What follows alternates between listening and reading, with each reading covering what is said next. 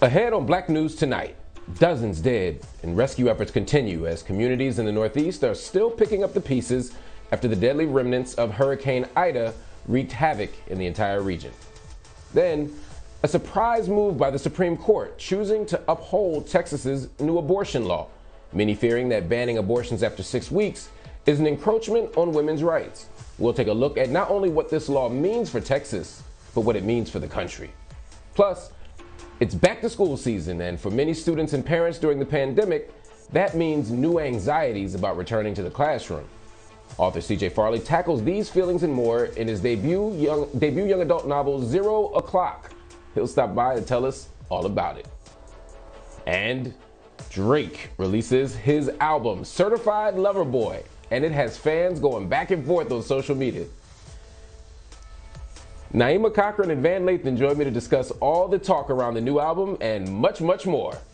Black News Tonight starts now.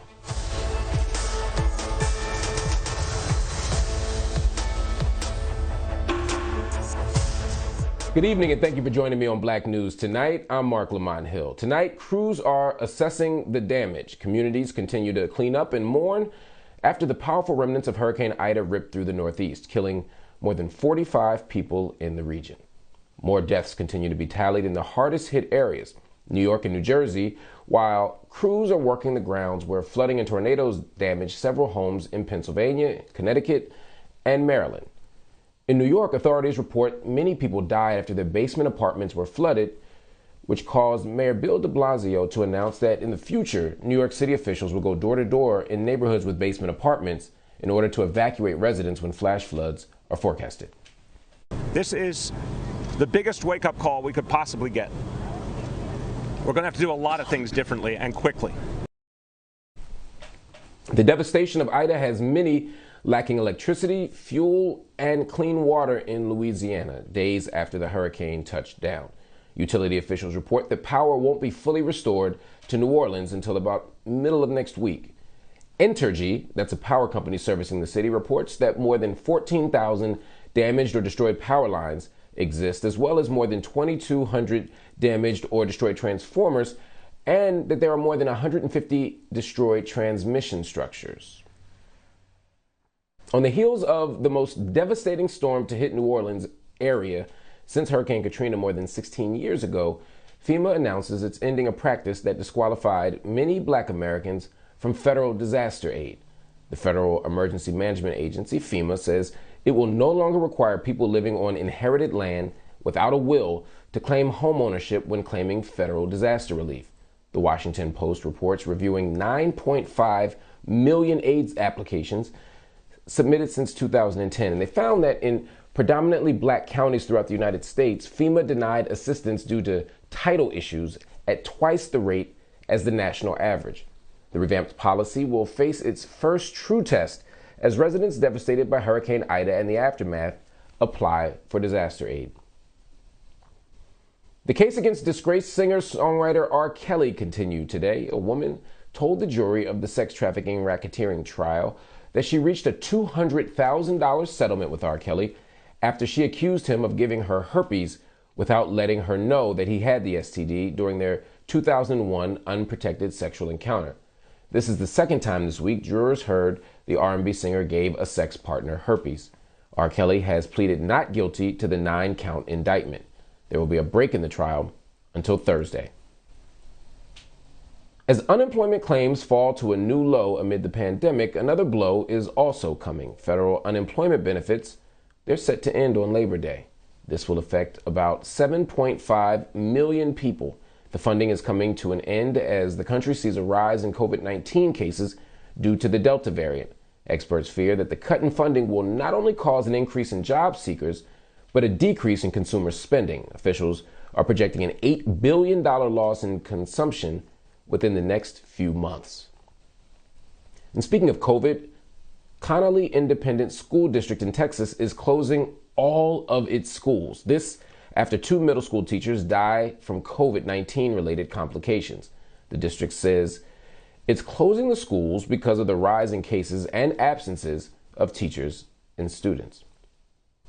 Pulitzer Prize-winning journalist Nikole Hannah-Jones is launching an after-school program in her home state that aims to educate students on Black history. Hannah-Jones is establishing the 1619 Freedom School in her hometown of Waterloo, Iowa. The privately funded school is named for the historic date that marks the beginning of Black America. Powered by a stellar team of brilliant minds, the new after-school program designed for 4th and 5th graders focuses on educating the low-income youth of Waterloo about Black American history while enhancing their reading and literacy skills. Joining me now to talk about this exciting new school is Sharita Stokes. She's the co-director of the 1619 Freedom School. Sharita, welcome to the show. Why this project, the Freedom School, and why now? One of the reasons is obviously COVID just happened, and we know a lot of students missed a lot of school during that time.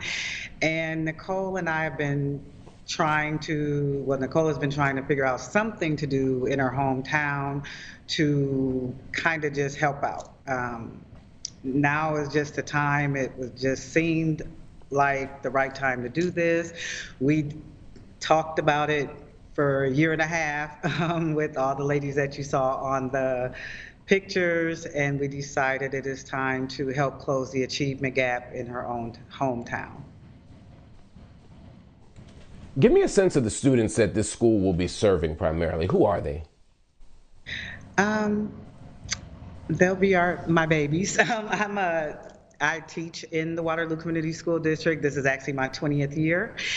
And I've noticed over the years that multiple students come in, they're behind in reading. There's a lot of different demographics that affect that, whether it's home life, whether it's resources and different things like that. So we decided to eliminate all of that. We have a free tutoring center, free of charge to students and family. It'll be an after-school program. It'll be all certified teachers. The majority of them have reading endorsements. The students are great. They have the need because they want to learn. It's not a kid who doesn't want to learn. They may not know how to go about that or how to be receptive of that. But we're going to change all the thoughts about education and reading with the young students that we'll work with. That sounds amazing. Now, there's the question of desire to learn, which the kids have, and there's the goal of improving these various literacy skills, which makes sense. But then there's a question of curricular content. You're going to actually teach lessons and insights about the Black freedom struggle. It's 1619 school. How important is it for that content? I mean, you could have taught about anything and increased some of those literacy skills, but why this particular project? Well, if you think about it, the 1619 is the year the first enslaved Americans were sold into the colonies in America. And so that's significant because that's when we got here. The Freedom Schools started after slavery time, when people had to kind of sneak and get an education. And we decided to kind of combine those things, and our motto, liberation through literacy, just tells us just that. You can do anything, you can be anything, long as you actually have that education and can read. We want to teach Black history because what I found as a classroom teacher is when I read books with Black students on there, my students' faces just light up. They are more engaged in the learning when the characters in the story look like them. And whenever I do anything Black history based, the kids you can see that sense of pride because now they see somebody who looks like them, who makes great accomplishments. You know, Nikole Hannah-Jones, I don't know if you heard this, but she's a little controversial to some folk, you know. People be coming for her. Are you worried about that in terms of how the public or even the Waterloo community is going to respond to the school, that this may be a lightning rod for criticism? I've known Nikole. We've been best friends since high school. So yes, I know controversy does surround her. I'm not worried about the criticism because my question to them would be, what's wrong with teaching kids how to read? That's what we're doing. Teaching how to read now. And but Sharita, you know what they're going to say, Sharita? They're going to say, y'all not just teaching them how to read, y'all teaching them indoctrination, you're teaching them racism, you're teaching them that our founding fathers weren't good people. What's wrong with you? crisis, get off my lawn. And what are you going to say to that? And I would say to them, if America actually taught history in its entirety and taught everything good and bad, ugly, sweet, we wouldn't even be having this problem or conversation. So it's not by fault of us that throughout history, correct history has never been taught. So I'm ready for all the comments. I'm ready for the controversy.